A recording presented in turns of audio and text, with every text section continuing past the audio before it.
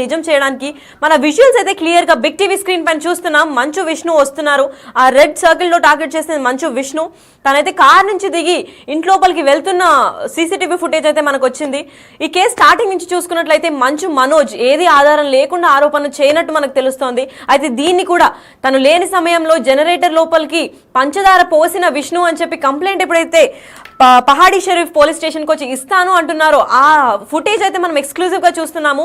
మనకి press note కూడా release చేశారు మంచు మనోజ్. అది కాకుండా విజువల్స్ అయితే ఉన్నాయి. ఆ జనరేటర్ బాక్స్ పైన మనం రైట్ సైడ్ ఇమేజ్ అయితే చూస్తున్నట్లయితే ఆ వీడియో పైన చక్కెర అయితే ఉంది. అంటే ఇది పక్కా ఆరోపణ కాదు, జరిగిన ఇన్సిడెంట్ పైన ఎఫ్ఐఆర్ చేసుకోవాల్సిందిగా పహాడీ షరీఫ్ పిఎస్కి వచ్చి నమోదు చేస్తున్నారు కేసు మంచు మనోజ్. అయితే ఆ చక్కెర విజువల్స్ కూడా మనం క్లియర్ గా చూస్తున్నాము. ఆ పిక్చర్ పైన ఏదైతే జనరేటర్ ఉందో దానిపైన చక్కెర దమ్ చేశారు. మనందరికీ తెలిసిన విషయమే, చక్కెర ఎప్పుడైతే ఏదైనా ఇంజిన్ లో పెడితే దాని వర్క్ చేసే కెపాసిటీ అయితే ఆగిపోతుంది. సో ఇప్పుడు జనరేటర్లు ఎప్పుడైతే చేస్తారో తను విద్యుత్ సరఫరాను ఆపేద్దామన్న ఆలోచనతో అయితే చేసినట్టుంది. తను మంచు మనోజ్ అయితే క్లియర్ గా డిస్క్రైబ్ చేశారు. నా వృద్ధ తల్లి, మా అమ్మ ఆల్రెడీ ఏజ్ అయిపోయి ఉన్నారు. ఆల్సో నా 9 ఏళ్ల పాపకు కూడా విద్యుత్ చాలా అవసరం. పైగా మా భార్య నేను లేని సమయంలో ఈ ఘటన చోటు చేసుకుంది. దీనికి ఏం ప్రయత్నం చేస్తారో అని చెప్పి పోలీసుల్ని మేము కామ్గా ఉండాలి అని అన్నప్పటి నుంచి మేము గొడవలు ఏమి పెట్టుకోవట్లేదు, కూర్చొని మాట్లాడుకోవడానికి నాకు ఓకే అన్న మంచు మనోజ్ ఇప్పుడు తను కామ్ అయ్యాక విష్ణు చేసిన ఈ చిన్న ఇన్సిడెంట్ ఎక్కడి దాకా దారితీస్తుంది, ఇప్పుడు విష్ణు పైన ఎఫ్ఐఆర్ కేసు ఫైల్ అవుతుందా ఏంటి, దీనిపైన ఏం చర్యలు తీసుకోబోతున్నారని చెప్పి దీని గురించి మరింత ఇన్ఫర్మేషన్ ఇవ్వడానికి మా ప్రతినిధి సాగర్ ఫోన్లో ఉన్నారు.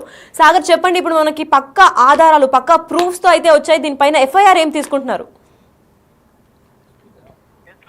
మంచు కుటుంబంలో మరోసారి వివాదం రేపిందని చెప్పుకోవచ్చు. ఎందుకంటే ఇప్పటికే ఇరు వర్గాలు, ఇటు మంచు మనోజ్ మంచు విష్ణుకు సంబంధించినటువంటి బౌన్సర్లు దాడులు చేసుకోవడం, ఆస్తి వివాదాలకు సంబంధించిన విద్యా సంస్థల అక్రమాలకు సంబంధించిన వివాదాలు నెలకొన్న నేపథ్యంలోనే ఈ గతంలోనే దాదాపు వారం రోజుల క్రితం 4-5 రోజులు ఈ ఇద్దరి కుటుంబాల మధ్యటువంటి మంచు మనోజ్ కి మంచు విష్ణుకి మధ్య వివాదం అనేది తండ్రి కొడుకులు ఇటు మోహన్ బాబు కూడా మంచు విష్ణు పైన మంచు మనోజ్ పైన దాడి చేయడం, పరస్పరం ఇటు మంచు మనోజ్ మంచు మోహన్ బాబు పైన ఫిర్యాదు చేయడం, మోహన్ బాబు కూడా తన ఆస్తి కాజేసేందుకు తనకు ప్రాణహాని ఉంది, రక్షణ కల్పించాలని చెప్పి రాచకొండ సిపికి ఫిర్యాదు చేయడం, ఇటు మంచు మనోజ్ పైన తన భార్య భూమా మౌనిక పైన ఫిర్యాదు చేయడం సంచలనంగా మారిన నేపథ్యంలో ఇరు కుటుంబాలు అంటే ఇటు మంచు మనోజే కావచ్చు మంచు విష్ణును మోహన్ బాబుకు నోటీసులు జారీ చేశారు, బైండోవర్ నోటీసులు జారీ చేశారు రాచకొండ సిపి. అనంతరం ఇటు విష్ణుని మనోజ్ ని సిపి పిలిచి విచారించారు, కొన్ని బాండ్ల పైన కూడా సంతకం చేసుకున్నారు. ఎందుకంటే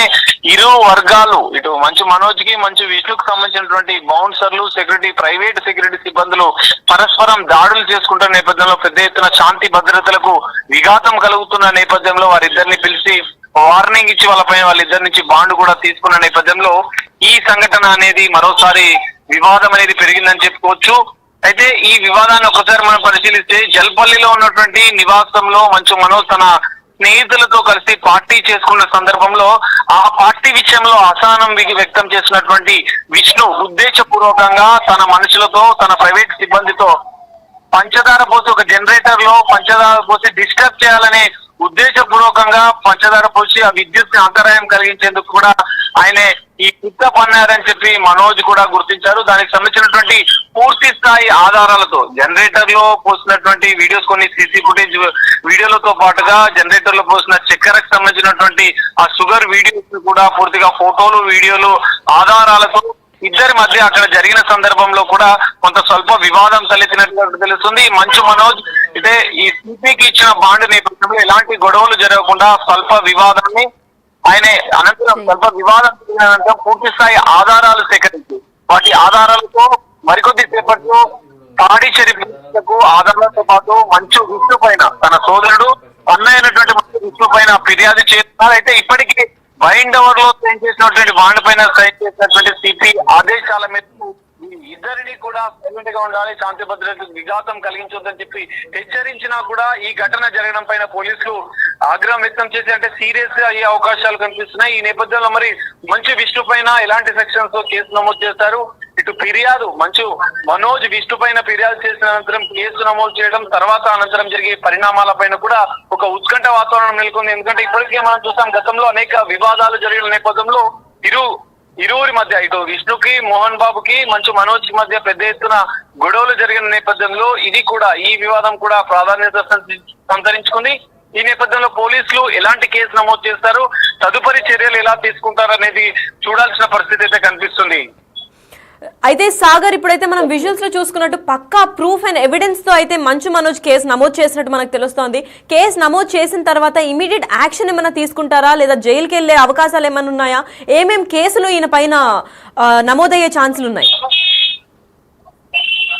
ఎట్లకి ఖచ్చితంగా మీరు చెప్పినట్లు ఇప్పటికీ సిపి రాచకొండ సిపి ఆదేశాలు ఉండడం, అటు బైండ్ ఓవర్ కి సంబంధించినటువంటి నోటీసులు కూడా వీళ్ళకు ఇవ్వడం, ఈ నేపథ్యంలో విష్ణు శాంతి భద్రతకు విఘాతం కలిగించనని చెప్పి ఎలాంటి గొడవలు సృష్టించమని చెప్పిన సిపికి చెప్పిన అనంతరం బాండ్ పైన సైన్ చేసిన అనంతరం కూడా ఈ ఘటన జరగడం అనేది కొంత ప్రాధాన్యత సంతరించుకుంది. పోలీసులు కూడా సీరియస్ తీసుకునే అవకాశం ఉంది. ఎందుకంటే ఆల్రెడీ బాండ్ ఇచ్చిన నేపథ్యంలో శాంతి భద్రతను ఉల్లంఘిస్తే ఖచ్చితంగా తదుపరి సమన్లు ఇటు మంచు విష్ణుకు సంబంధించినటువంటి పూర్తి స్థాయి ఆధారాలతో మంచు మనోజ్ ఫిర్యాదు చేస్తున్న నేపథ్యంలో పూర్తి స్థాయి ఆధారాలతో పోలీసులు కేసు నమోదు చేస్తారు.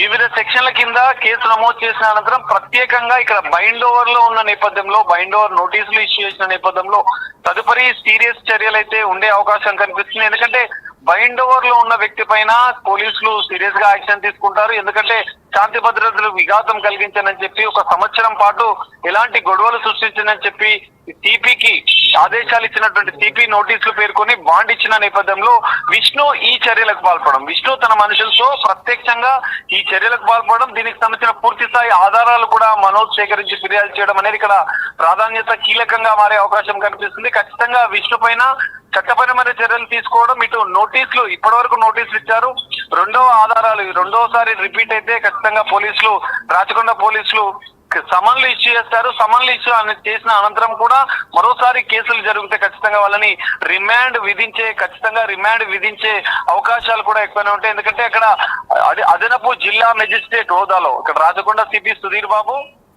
అదనపు జిల్లా మెజిస్ట్రేట్ అడిషనల్ డిస్ట్రిక్ట్